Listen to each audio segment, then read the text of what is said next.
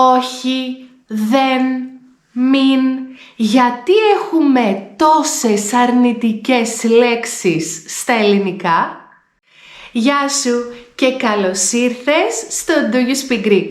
Είμαι η Αλεξάνδρα και σήμερα θα σε βοηθήσω να καταλάβεις καλύτερα πώς χρησιμοποιούμε τις αρνητικές λέξεις όταν μιλάμε στα ελληνικά. Στο κουτί της περιγραφής θα βρεις ένα PDF για να μελετήσεις καλύτερα όσα θα μάθουμε σήμερα. Κάνε εγγραφή στο κανάλι μου και πάμε να ξεκινήσουμε. Η πιο χαρακτηριστική ελληνική λέξη για να δηλώσεις άρνηση είναι το όχι. Το λέμε με λόγια, το λέμε όμως και χωρίς λόγια. Όμως, πώς το χρησιμοποιούμε?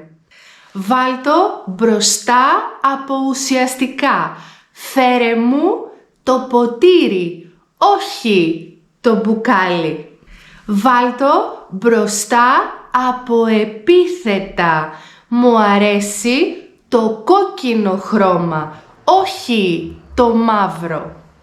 Βάλ' το μπροστά από επιρρήματα. Θα έρθω σε λίγο, όχι τώρα.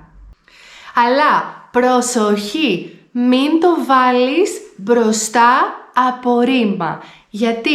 Γιατί μπροστά από ρήμα βάλε δεν ή μην. Δεν ακούω, δεν βλέπω, δεν μιλάω ή μην ακούς, μην βλέπεις, μη μιλάς. Αλλά ποια είναι η διαφορά?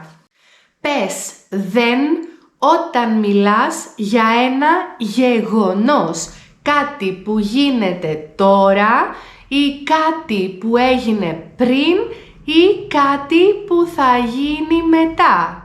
Δεν θα έρθω, είναι σίγουρο, το αποφάσισα. Πες μην όταν λες σε κάποιον τι να κάνει.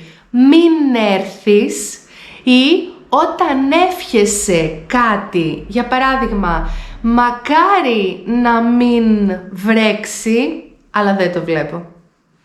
Ήξερες ότι στα ελληνικά πολύ συχνά χρησιμοποιούμε μία αρνητική ερώτηση?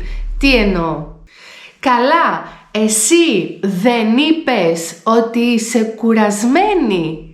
Δεν θα πας στη δουλειά σήμερα?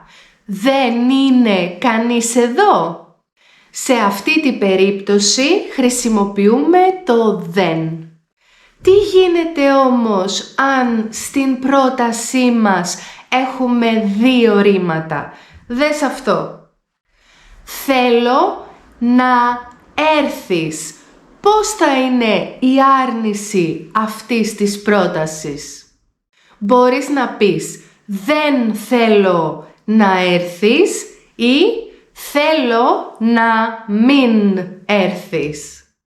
Και οι δύο προτάσεις έχουν την ίδια σημασία, αλλά δεν μπορείς να πεις δεν θέλω να μην έρθεις, γιατί μάλλον θα καταλάβω το αντίθετο, ότι εύχεσαι τελικά να έρθω.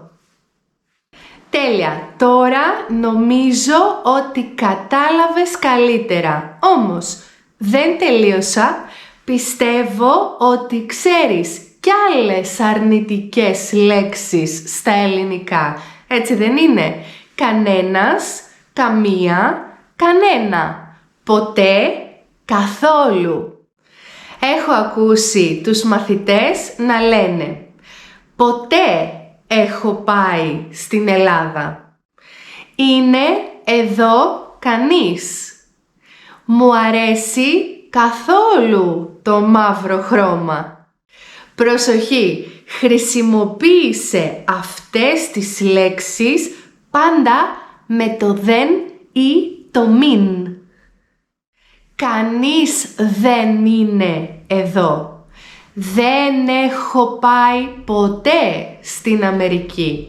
Δεν μου αρέσει καθόλου το μαύρο χρώμα. Πίκρα! Δεν έχει καθόλου ζάχαρη αυτός ο καφές. Αλλά προσοχή! Χρησιμοποιούμε τις ίδιες λέξεις χωρίς το δεν ή το μην σε ερώτηση. Έχεις πάει ποτέ στην Ελλάδα?